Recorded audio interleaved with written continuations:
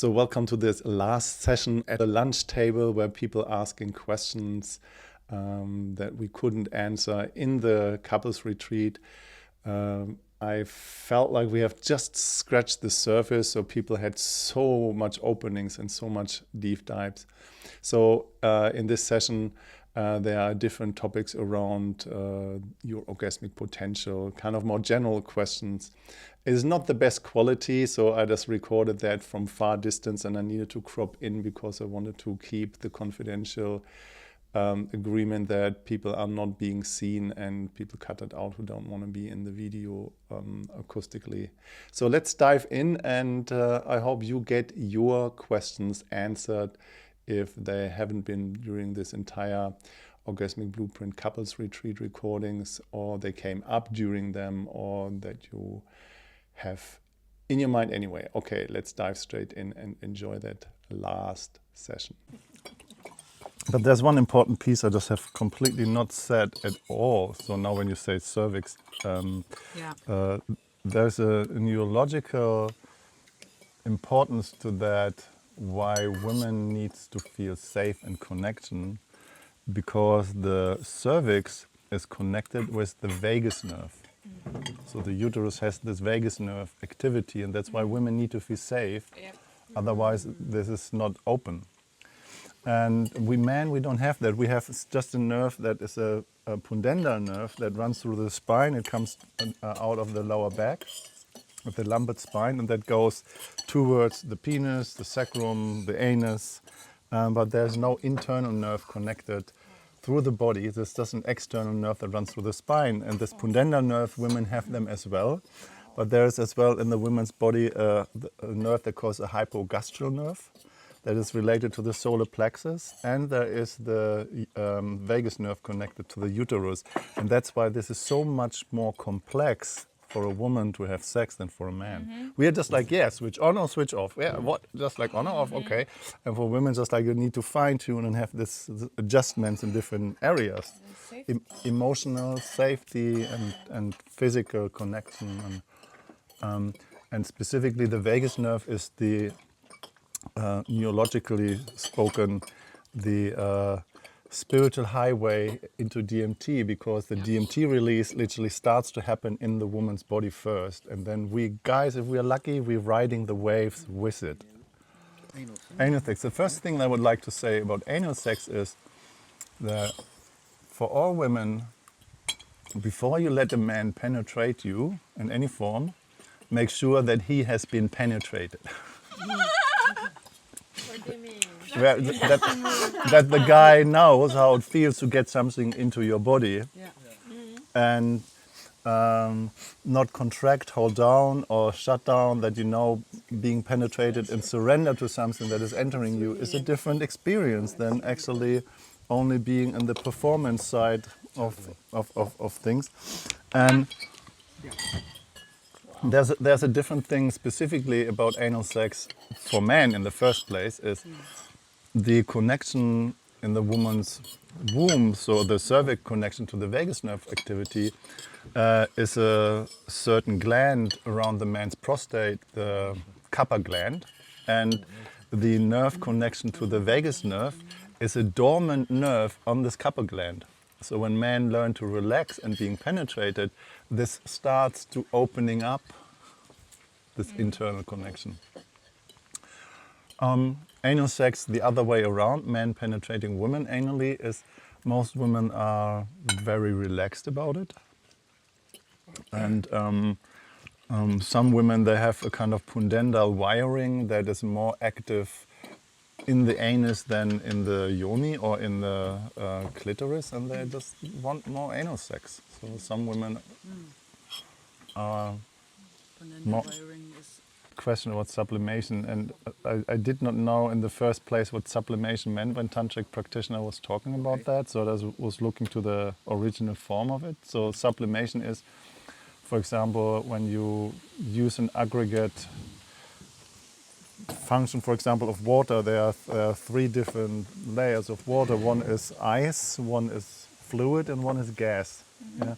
And you can normally not go from ice to gas, because it's from the temperature and from the function of nature, it doesn't work. So sublimation is literally the thing from ice into gas, what literally means from sexual energy, from the fluids, straight into spirit. And the sublimation that I know of, on that what you say, and you said the word sex magic a few times, is kind of you channeling it in life where you want to have it. But I had a yoga teacher 10 years ago, and he talked about the lion's gates. So when you start doing the sublimating energy, you learn something that calls the not the ojas. Oh, there was another word for that. CDs. CDs are the superpowers that you just gain on the way, you know. And when you have the superpowers and you get kind of stuck in one of them, for example, you just like, I've seen that in so many tantric practitioners, have this energy and that's just like pushing energy across the room and making somebody else orgasmic in a way. I don't know, it's a great idea to have, but getting stuck and making that as a life theme, I think that's misuse of that energy. And he said, just like the Lion's Gate, when you reach them, you just acknowledge them and then you move on. It's not like getting stuck in the superpowers on the way. It's just like to sublimate to a higher purpose. And most people, when they are in sex magic and they're using that energy of sublimation, that sexual energy for a spiritual path, some of them getting stuck in I just want to channel my superpower into my personal benefits. So I want to have a bigger house, I want to have a bigger car, I want to have just like more money, and it feeds the wrong animal. Yeah. And the way how I see that is just on a bigger scale. And I like the way how you say that and where you come from, that the biggest currency on earth is heart energy. What is love, and just like how can we contribute this sublimation into kind of a collective energy of, you know, bringing more love on this earth, and just like stop destroying the earth and polluting stuff, and just trying to get a profit out of anything, and starting to operate, you know, when I say this apex stuff, how can we create a winning situation all together, benefiting from and living on the earth, and everything is sustainable. So I think if that's a higher purpose of sublimating this energy, then I'm absolutely in, and I don't think the personalized sublimation is the right path. But everybody needs to choose it for themselves. Is there any particular technique that you access? Breathe in, movement? No, it's a simple thing. In the moment of the orgasmic state, you just bring your attention where you want the energy to go. That's the idea. Yeah. So, for example, I did that. I haven't even shared that with you in our love making before. I was using on one point the energy internally. Everybody who's coming to this retreat, my intention is, and I direct that energy, is going to you guys finding the deepest truths and answers that you're looking for. Wow. So what you then do with that is your choice, is your purpose. But that's my intention, sublimating my energy, being of service for somebody else's benefit. When you said CD and Lionsgate, is that the same thing? No, the CDs are the superpowers. So the Lionsgate is when you get the superpower. Yeah, the Lionsgate is just like, are you getting stuck there, or are you ready to move on? And are you getting stuck in the CDs and just want to become a sexual Jedi? and just like use your laser sword and just, I don't know what you want to do with them, or you just You can get chicks. you can get chicks. Oh yeah, like chicks. What's that? What you want to get chicks? We're not in America. Exactly. You can get laid. Chickens. Yes. You can get chickens. Ah, yeah. Tons of chickens. Yeah. That is kind of like. I mean, that happens. I mean, Yeah. I've seen it. Yes. I've seen that sublimation in a. So I mean, that is You can use it like you want to. Yeah. Yeah, for some facilitator and practitioner, that's a the desirable outcome to getting laid a lot. But I choose a different path. Yeah, that's good, man. Just relieved. Relieved. When I started on the tantric journey, I was monogamist by fear-based monogamist, yeah, based on not knowing what different attachment styles were and wanting to make it right, and was just like joggling and walking on eggshells. And when I started in 2010 being professional, I said I just want to stop being monogamist. Not forever, but I just actually changed my values. My values was just like, I just want to fuck everything that has a skirt. Yeah. As much as often as I can, wherever, however. I don't give a fuck about monogamous relationship. I did that, and there's this German saying, the bull is just like bumping off the horns. What I did, and I came to this situation. I had sex with 5 different women on one day. You really took it literal. I just did it. I gotta do it. And was it a value this time? Well, maybe I just made it a value. I just remember I was hugging on this day a woman I just had sex with, and I was trying to remember or recall who that was, and didn't have a name and it didn't have a face. I was laying with somewhere there, and it's just like, wow, this is a kind of enlightenment. Now I'm interpersonal and can really just like. But I was lying to myself. Yeah, I just recognized that pretty soon that this is completely, utterly tantric bullshit. And what I actually recognized after that is I just found this place of, instead of fear-based monogamy, how can I create a love-based monogamy? And this is what I called and said in the beginning, an exclusivity, that I want to live in my relationship that is based on the value that I have. And the value that I have there is, I want to go deep with one person. That doesn't mean we are monogamous forever. That doesn't mean that there is something that is never changing. But on this point, it's like I just want to, focus my laser beam not in 20 different things. I just want to have one strong laser beam, and choose that for my spiritual development and growth. This is something that I have developed. I haven't read that in a book. Nobody told me that. I found that by trial and error. And for example, the value that I put in myself is as well that I don't want to have intercourse, exchange of bodily fluids, as I said that in the beginning, as a self-commitment. Yeah?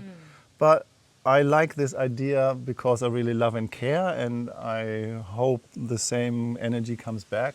If there's another person coming into our life we want to have a sexual encounter with, then we can make another step out of that. Instead of being fear-based monogamist, we could say just like, okay, so let's get to know this person first before we just jumping and having sex, and want to make sure that this exclusive container is a primal container. I don't want to fuck around and have just a lover here and a lover there. And I'm happy with one person I'm really dedicated with. But if there's another person coming in, for example, from Jessica's side, because I'm not delivering the amount of sexual experience that she want to have, but we just want to stay together, and there's another guy coming in and said, just like, yeah, I would love to know this man first before you have sex. I just want to feel this person, want to see where is the relationship. Is there somebody in competition, or is there somebody who really is just like respect our container as lovers? What does it mean you want to have sex on a parallel? It's just like bringing this person in and then communicating that is a value that I have. Another value is before you jump into a sexual encounter, even if you're monogamist or if you're single, or is just don't have sex in the first date or in the second date. I personally say I want to wait 3 months before I feel comfortable that I just want to go on that journey with somebody else, because then I know this is the package I'm saying yes to. So it just comes by by experiences in life. The flow. Well, for example, okay, so when you said you want to have a love-based relationship, and not a fear-based? Why don't you? Monogamous. Yeah, okay, Mono- but yeah. this is the question. So why don't you have two, which is love-based? Why one? But I think that has to come from your own individual value, how you want to live that. Some people, they just want to divide that. I can personally say from my experience as a man that I can't hardly satisfy one fully activated woman. Why should I need two? Yeah. But if my partner feels like, okay, I just, sorry, the size of your dick or the energy or whatever is, I just would like to have more that I cannot deliver, and I'm love-based, and just like, yeah, please, you know, if there's somebody else I can learn something from, let's bring another man in who, and I'm open to that, but from a place of experiences and not a place of fear, more from love. Hey, yeah, I just care for you. Well, maybe replace delivery with you want to have an experience with another partner that your partner is not capable of to some degree, but you would like to have this experience somehow. So from that perspective, I don't want to, But you're not capable of being two persons. because you just want to have it, and then I would say from that perspective, yeah, let's have an open conversation and bring that person in before something is happening. And I want to. That was definitely an amazing lunch. So the food that we had that got provided was awesome, and the questions were as well beautiful. And I hope you got your questions answered if you had them, or you might have other questions that you can ask either in the WhatsApp group, or you choose to do the Orgasmic Blueprint online immersion that we're starting in January 18th. So that was the last official session, questions and answers on the table. And the following session is not a session, it's a closing where Maria, the host, me and Jessica will share a little bit. And I cutted most of people's responses out based on confidentiality. But it's still a very valid session, how to move forward, how to use everything. And if you choose, see you in the very last closing session. See you there.